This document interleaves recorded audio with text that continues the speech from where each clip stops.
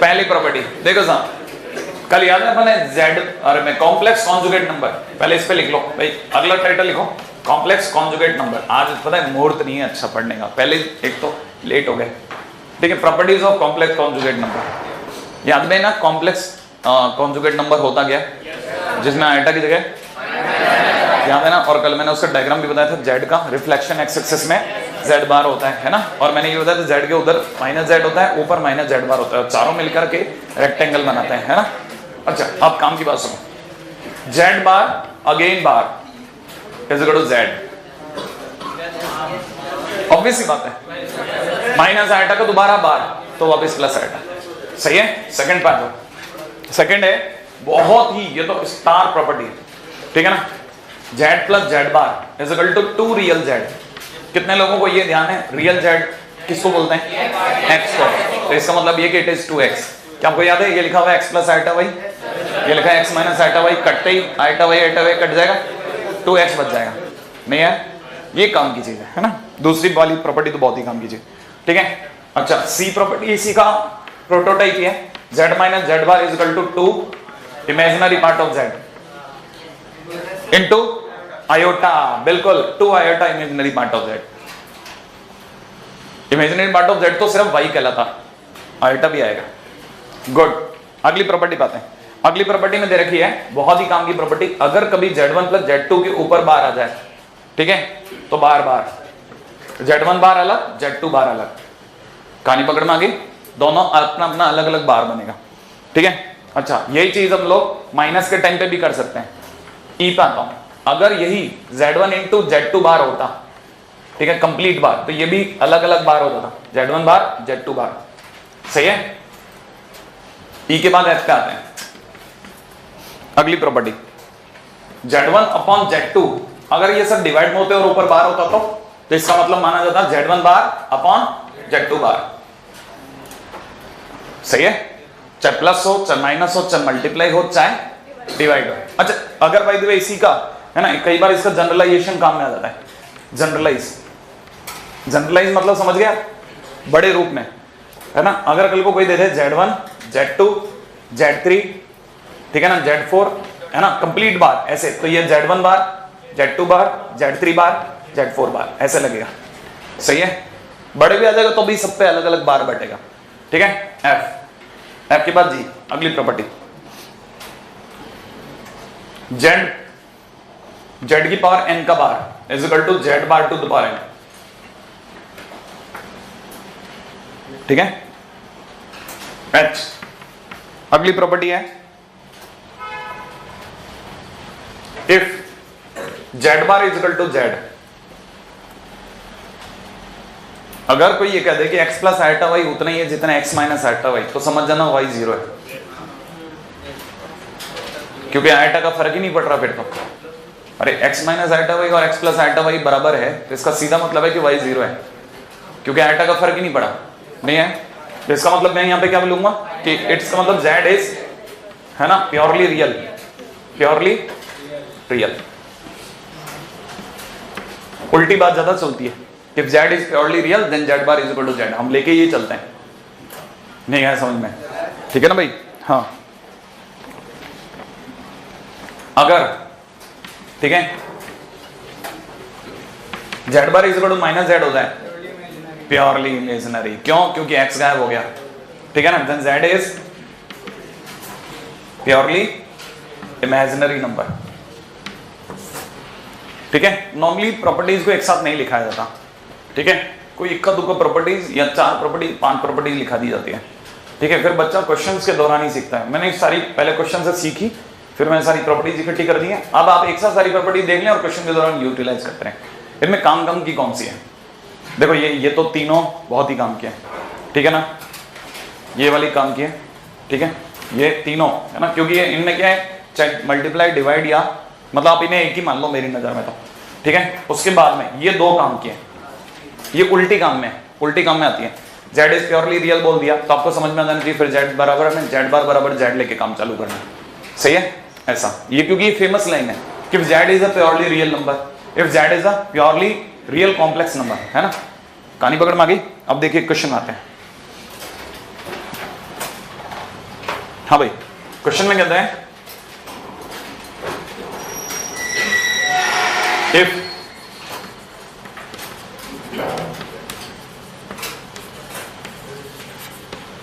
Real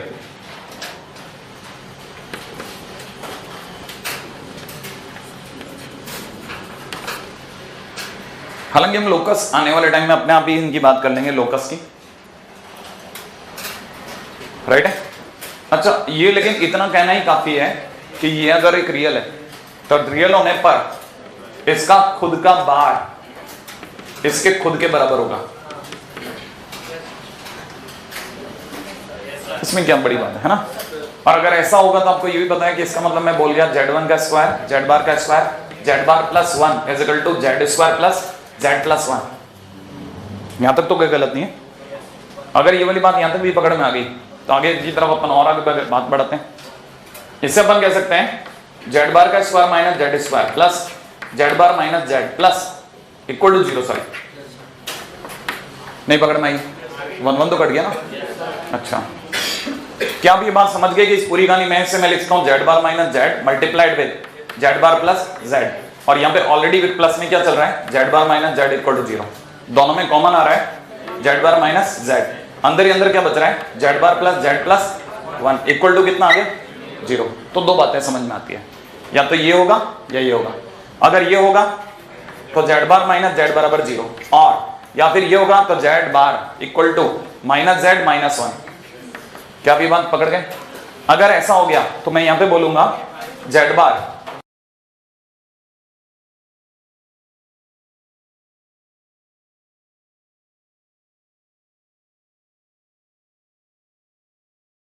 आप अगर समझ गए तो इसका मतलब है x plus iota Y, x minus iota Y is equal to, इसका मतलब y इक्वल टू 0। नहीं आया समझ में। इसका मतलब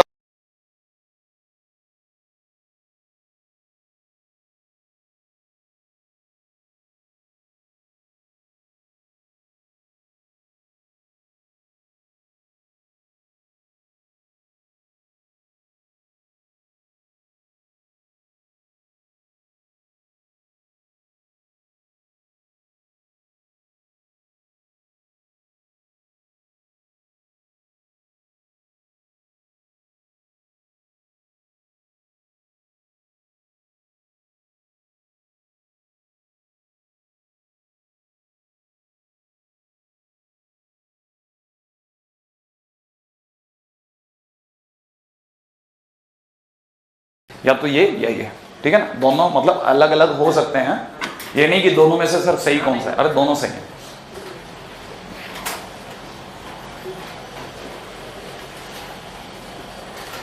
हाँ भाई, अगले पे आएंगे।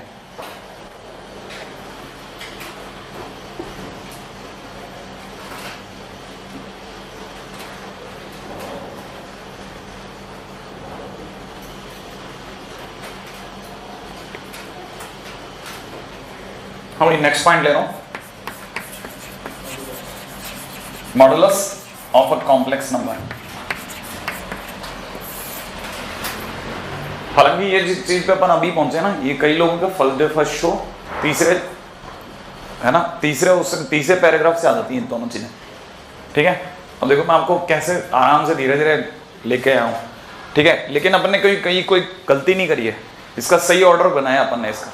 नहीं तो क्या 12th में मैं पहले बोला था कि मैं ही मान के चल रहा हूं कि आपको ये चीज नहीं आती है। हाँ ठीक है, अगले बात हूं। Next, modulus of a complex number लिखिएगा फटाफट से, लिखिएगा modulus of a complex number represents it's distance from origin. Modulus of a complex number represents it's distance from origin. लिखिएगा फटाफट से, लिख लिए। Modulus of a complex number represents it's distance from origin, है ना भाई। z इज इक्वल टू, जैसे किसी ने x plus iota why they दिया तो मॉड z क्या है, ऐसे लिखते हैं, तो mod z is equal to mod x plus iota Y होगा, और इसका मतलब होता है under root X square plus Y square. देखो सोचो, अगर कोई बोले कि ऐसा लिखा तो इसका मतलब उसने x कॉमा वाई लिखा। कोई बताएगा x कॉमा वाई की ओरिजिन से डिस्टेंस क्या होगी, under root X square plus Y square. मैंने इसको ऐसा लिखता हूं मैं, इसका मतलब x प्लस आयोटा वाई, कभी भी कोई पूछेगा तो उसका मॉड कितना होगा, root over X square plus Y square. अब जल्दी से मुझे बता दो, अगर कल को किसी ने लिख दिया X Z is equal to 2 minus 3 iota, then बताओ जल्दी से मॉड जेड कितना होगा? Under root 4 plus 9। नहीं आया समझ में, कहानी पकड़ में आई? तो आंसर कितना हो जाएगा? रूट 13। सही है। आपको बस एक डायग्राम में ये समझा देना है कि अगर ये z है तो इसकी distance from origin that is mod z। ये अगर z x, y है, ठीक है। आ जाओ फटाफट।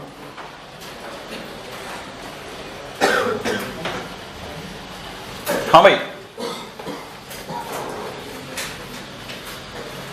मुझे ये सारी की सारी प्रॉपर्टीज याद हो गई। मैंने सिर्फ एक बार लिखा और मुझे याद हो गई। सही है, दोबारा बोलूं? ठीक है, फिर आप मिला लेना मेरे से। ठीक है, देखें फिर आप में से कितने लोग कर पाते हैं। जेड बार का bar is equal to Z, Z plus Z bar is equal to 2 real part of Z, Z minus Z bar is equal to 2 imaginary part of Z. ठीक है, 2 iota imaginary part of Z. उसके बाद में सभी का bar is equal to अलग अलग बार, चाहे प्लस चाहे माइनस चाहे मल्टीप्लाई चाहे डिवाइड। यहां तक की बात समझ में आ गई? अच्छा, फिर उसके बाद में अपनी अगली प्रॉपर्टी फिर काम की थी, जेड की पावर n का bar is equal to Z power की पावर n। ये बात सही है। उसके बाद में अपनी अगली प्रॉपर्टी क्या थी? Z bar equal to Z अगर दे रखा है तो इसका मतलब Z is purely real complex number, और Z bar is equal to minus Z दे रखा है तो दैट इज प्योरली इमेजिनरी। सही है। उसके बाद में अभी अपन ने पढ़ा मॉडुलस। मॉडुलस का मतलब अपन ने पढ़ा Z is equal to X plus iota Y, तो mod Z is equal to root over X square plus Y square. और मॉड जेड किसी को दिखाता है? डिस्टेंस फ्रॉम ओरिजिन को। सही है। हाँ भाई, चलें आगे, अगले पॉइंट पर आइए।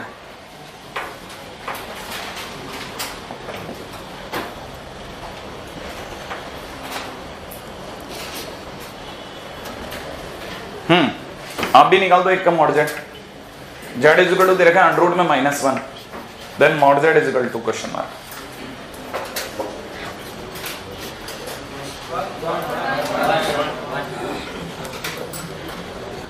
चलो इसका वो तो बताओ, एक्स कॉमा वाई वाला फॉर्म।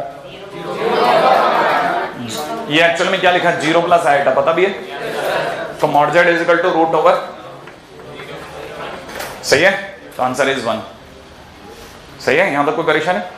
अगली बात आप तो फटाफट। हाँ भाई, क्वेश्चन है, if z is a complex number such that z cube plus 3 का square is equal to -16, then सामने वाला कहता है बताइए साहब mod z is equal to क्या होगा? Then mod z is equal to कितना? सही है।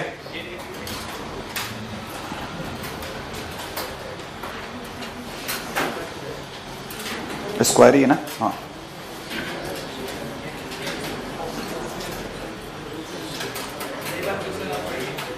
z is a complex number such that ये इसका square is equal to minus इतना, अंदर z क्यूब है। यहां तक आगे पकड़ में। अब देखिए बड़े ध्यान से, क्या मैं अगली लाइन में से z cube plus 3 is equal to 4 iota लिख दूं? तो मेरे लिए z cube is equal to -3 plus 4 iota है। क्या मेरे लिए z इज इक्वल टू, सही है, z is equal to -3 plus 4 iota की पावर 1/3 है। आपने मेरे से मांगा मॉड z, तो मैं इसका मॉड z निकालूंगा। अगर मैंने इसका मॉड z बनाया तो इस पूरी कहानी का पावर 1/3 के साथ मॉड जाएगा, -3 प्लस 4 आइटा। श्योर है? यहाँ आपके लिए थोड़ी सी ज्यादा हैरान करने की चीज है, शायद ये क्वेश्चन एक कदम पहले आ गया, ठीक है ना। और प्रॉपर्टी क्या है? Mod z to the power n is equal to mod z to the power n। इसका मतलब समझे आप? क्या कोई बात समझ में आई? इसका मतलब मुझे क्या करना है? इसका मतलब मुझे अगली लाइन में मेरे को दिखाना है पहले तो -3 प्लस 4 आइटा का मॉड की पावर कितना? 1/3। और आपको यहां से पता चल गया होगा ये बन गया अंडर रूट 5, सीधे लिख दूं क्या? तो ये बन गया 5, है ना भाई? तो 5 to the power 1/3 that is mod z। सही है। वैसे 1/3 का गेम ना खेल के अगर मैं उधर भी क्यूब करता तब भी क्यूब बाहर आ जाता, आंसर वही बनता मेरा। ठीक है, फटाफट से कॉपी करें।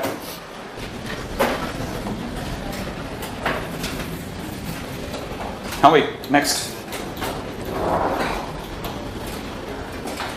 चलें। हाँ भाई, नेक्स्ट क्वेश्चन लाता हूं। नेक्स्ट टाइटल ले रहा हूं, properties of modulus of complex number. Properties of modulus of a complex number, आइएगा फटाफट।